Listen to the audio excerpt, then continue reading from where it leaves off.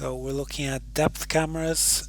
On the left we have an Intelisense D415, so this is a hobbyist level camera.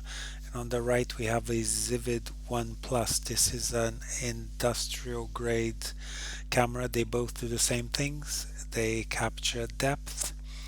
So we put some transparent objects in front of them, and RGBD, so RGB plus depth cameras, have problems with these types of objects because the laser beam that they're shining reflects straight through these surfaces and does not reflect back. So if we use the RealSense viewer, which is the Intel tool, to look at the output of this camera, we can see that those surfaces are distorted. If we use Zivid Studio, we can see the same thing. It fails to capture the surfaces, and instead we have a lot of noise where those transparent objects are.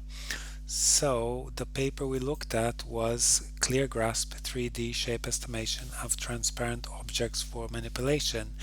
And what they had here was a pipeline based on a previous pipeline. So previous pipeline, the depth complete paper had these two convolutional autoencoders doing the normal estimation. So you get the orientation of the surfaces, and you can see that by the shades, different shades. And you got the boundary detection, so the boundary of the objects in the image.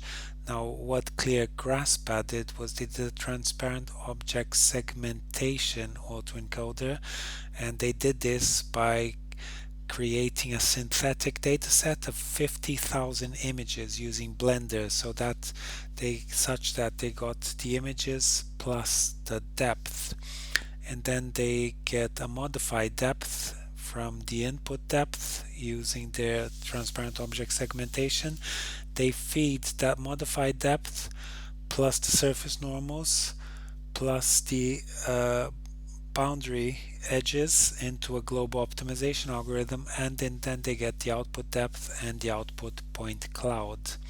So what's that look like? Something like this.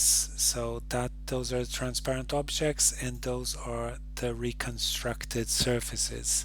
Now if we look at the Zivid output, we see that okay, we got the same output that we had, and the pipeline did not do a great job in predicting the surfaces. So what we had to do was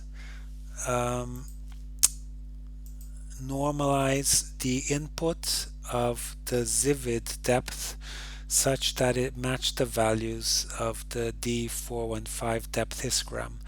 And once we squashed everything within that range, so basically up to 2, and pushed all the values to that edge, we got our surfaces. So there they are.